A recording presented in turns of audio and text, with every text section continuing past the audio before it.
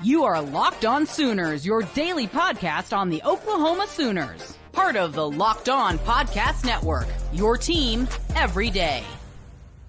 Once again, thanks for making Locked On Sooners your first listen every single day. Part of the Locked On Podcast Network, your team every day. We're joined by the great Jordan Rodgers of ESPN, here to talk Oklahoma football with us.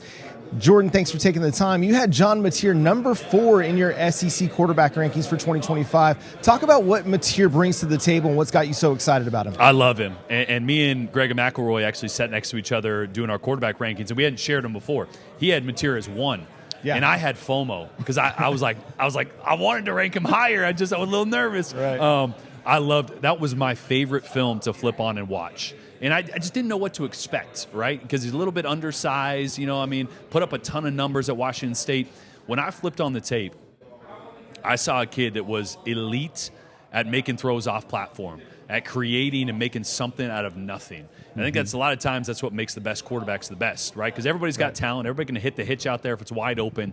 But can you create tight window throws? Can you push the ball downfield? I think what's going to be best for Oklahoma, and one of the weaknesses last year was pushing the ball vertical. Yeah. They couldn't hit a deep shot to save their life. Right. And when I flip on the film, Mateer has a knack for what we call just changing the trajectory of his deep throws. Okay. So when a receiver wins really quick on the line of scrimmage, you don't want to throw one of those deep high arcers because then you're going to let the DB regain his, close the distance and make a play on it. So he does a great job of throwing sometimes low trajectory deep balls, high trajectory deep balls, fitting balls in windows and around guys that you just shouldn't be able to make throws like that. And also, we just saw Diego Pavia last year bring his offensive coordinator, Tim Beck, and light the SEC on fire to start the first half of the season. So I love that Ben Arbuckle is with him.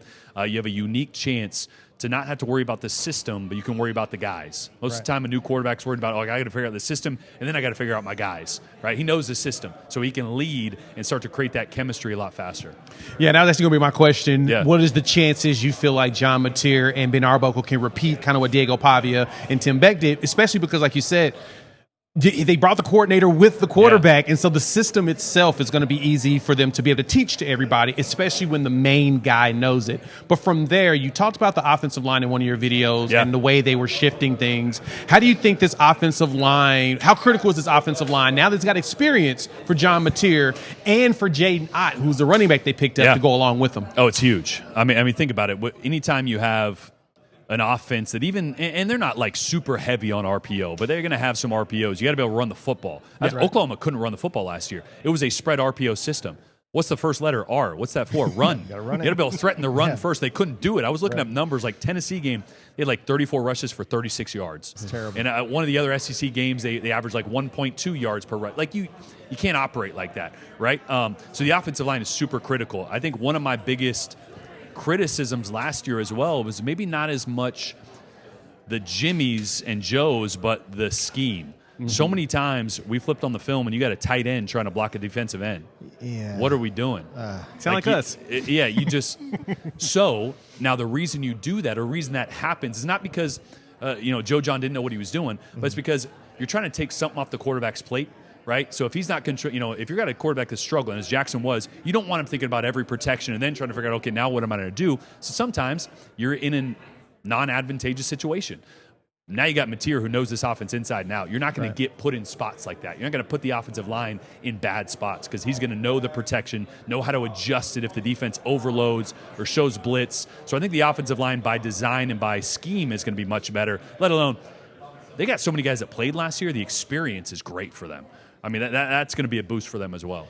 So thinking of Ben Arbuckle's offense, what can Oklahoma fans expect? Yeah, they love to spread you out. So they love to go 4 wide, 5 wide, overload, bunches. They like to really stress the defense pre-snap.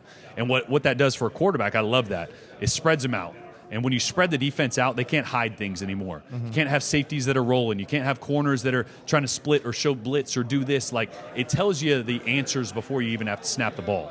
So just by design, the formations, the spread, the way they spread you out, it's going to give John Mateer just a little bit of an advantage pre-snap and knowing what's going to happen with the defense. So in a way, not not really similar in structure to Tennessee, but Tennessee goes sideline to sideline so much it stresses the defense. Right. They're not a Tennessee offense, but in a way they love to spread you out. And what that does gives Mateer and his athleticism the ability to make plays when things break down. When you were watching the tape, how did you see Ben Arbuckle leveraging the tight end? As you know, we've struggled with tight ends. We've got a whole new influx of them.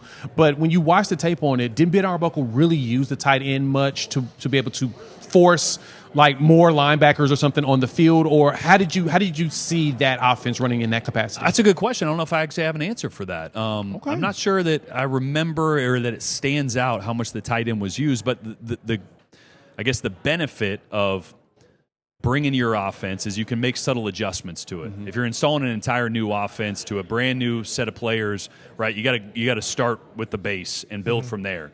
Well, when you got the base with this quarterback already installed, you're able to install it quicker. Now you can start to adjust the scheme in what you do. I think tight ends is going to be extremely important for Oklahoma. They're extremely important in this conference, in football in general. The reason we're seeing the resurgence of the tight end is because everybody went spread tempo.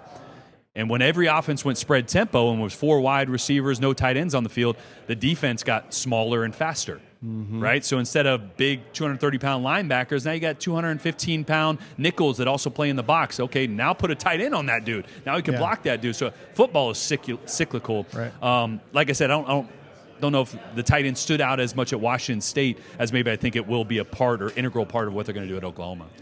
And as you look at Oklahoma's defense, bringing back a lot of experience, yes, they lose Danny Stutzman, they lose Billy Bowman, but what do you think is the potential for this group going into 2025, knowing that, hey, they still got a lot of big-time playmakers on this team? Yeah, the thing I love, similar, we were talking about the Vandy effect on the offensive side of the ball.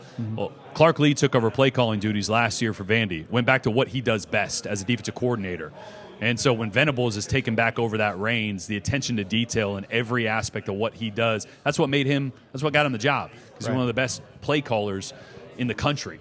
And so he got a head coaching job. So I think by merit of details, this defense is going to be much better because they have to be. Yeah. Venables' job is on the line, and that's why he's taken over the role of defensive coordinator. Right.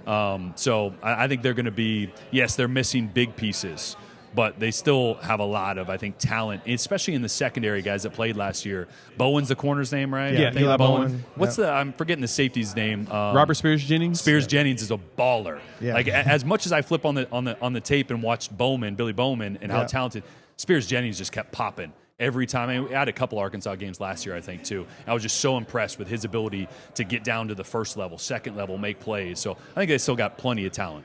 Yeah, a ton of talent on this defense. You're actually going to get to hear from Robert Spears Jennings at SEC Media Days today, and we're going to have an interview with him ourselves here on Locked On Sooners. Special thanks to Jordan Rodgers for joining us here on Locked On Sooners and breaking down everything with John Mateer, Ben Arbuckle's offense. Make sure you go check out his work on ESPN, getting you ready for the 2025 college football season.